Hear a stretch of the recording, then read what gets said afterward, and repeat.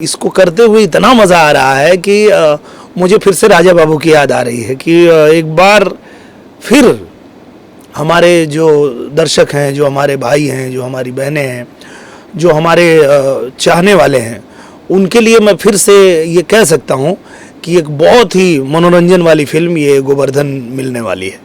और मैं ये किसी से कह भी रहा था कि यार मुझे जिस तरह का कोविड हुआ था लगता नहीं था कि मैं बचूंगा, लेकिन ईश्वर ने पता नहीं जब बचाया है और दर्शकों के आशीर्वाद प्यार से ही मैं बचा हूँ। तो अब कुछ अलग लेवल का करना है, कुछ और बेहतर करना है। जी आपका स्वागत है हमारे चैनल में। बहुत बहुत धन्यवाद आपका।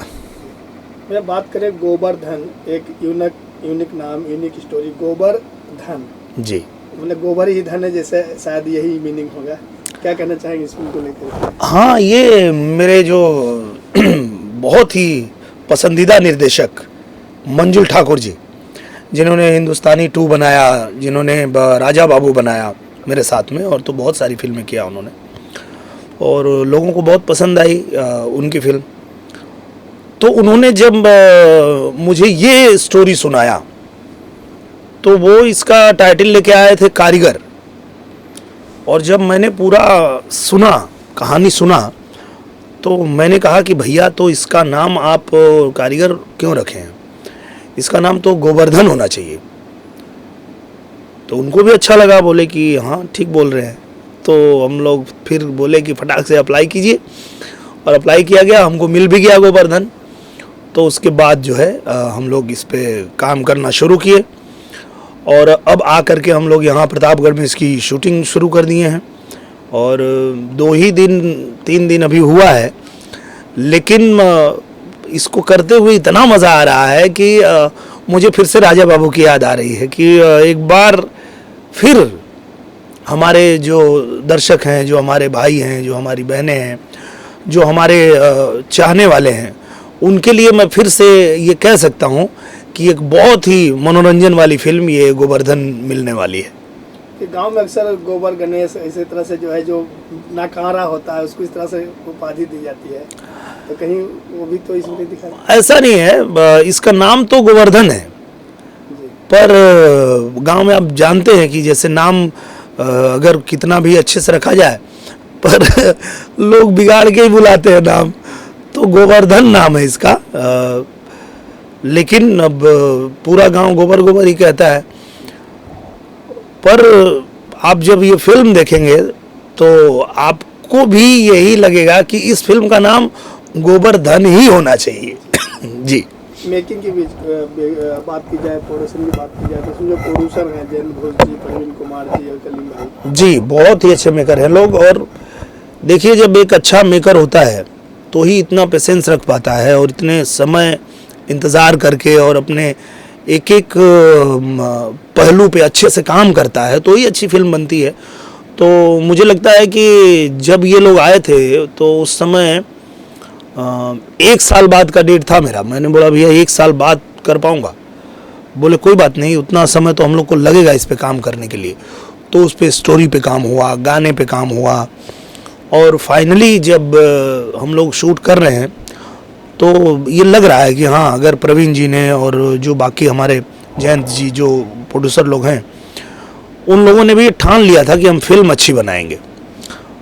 तो ये ईश्वर की कृपा ही कहेंगे कि लॉकडाउन के बाद जितनी फिल्में मुझे मिली हैं करने को, वो सारी एक से एक फिल्में मिली है। मैंने फसल किया, फसल के बाद मैंने उसके पहले भी मैंने वो किया, आई मिलन की रात, बहुत ही शानदार फिल्म है वो फिल्म।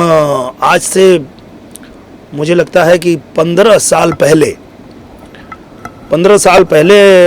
संतोष मिश्रा जी उसको लिखे थे, और जिस प्रोड्यूसर के लिए लिखे थे वो पता नहीं बना पाए, वो फिर वो स्क्रिप्ट रखी रह गई।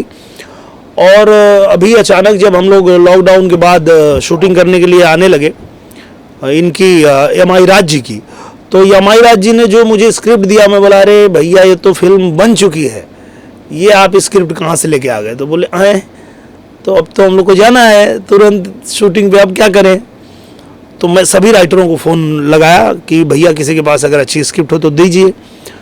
तो संतोष मिश्रा जी को कॉल किया तो उन्होंने एक स्क्रिप्ट दिया, मज़ा नहीं आया उतना।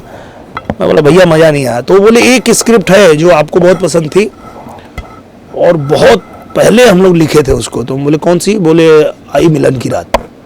मैं बोला हाँ, तो फिर वो लेके आइए। फिर हम लोगों ने वो फिल्म किया, बहुत अच्छी फिल्म बनी, अलग ही उसका लुक है। अभी ट्रेलर उसका आया तो लोगों ने बहुत पसंद किया, सबको बहुत अच्छा लगा। गाने उसके बहुत अच्छे बनाए थे हमारे ओम झा जी ने, और कहानी तो कमाल की थी ही, और हमारे संतोष मिश्रा जी के डायलॉग तो होते ही हैं एक नंबर। तो वो फिल्म किया। उसके बाद मुझे एक बहुत अच्छी फिल्म मिली फसल, और फसल में भी पराग पाटिल जी के साथ काम करके मुझे सच में बहुत मज़ा आया। और मुझे लगा कि इस आदमी को लिखने का हक है, ये आदमी लिखता है कि पराग पाटिल स्टाइल सिनेमा, तो इस आदमी को हक है। बहुत अच्छी फिल्म बनाया उन्होंने फसल। और एक फिल्म मैंने किया इसी बीच रजनीश जी के साथ, जो मेरे परम मित्र हैं, जिनके साथ हम लोग निरहुआ रिक्शा वाला से जुड़े हुए हैं, तब से लेके हमारा साथ है, मित्रता है हमारी। तो उनके साथ मैंने फिल्म किया माई, वो भी बहुत ही शानदार फिल्म। और उसके बाद एक बीच में और फिल्म मिल गई अंगूठा छाप, तो वो भी कमाल की स्क्रिप्ट। और उसके बाद अब ये फिल्म हम लोग कर रहे हैं गोवर्धन, तो ये एक पे एक स्क्रिप्ट मिलती जा रही है। मतलब मुझे लगता है, और मैं ये किसी से कह भी रहा था कि यार मुझे जिस तरह का कोविड हुआ था, लगता नहीं था कि मैं बचूंगा, लेकिन ईश्वर ने पता नहीं जब बचाया है, और दर्शकों के आशीर्वाद प्यार से ही मैं बचा हूँ।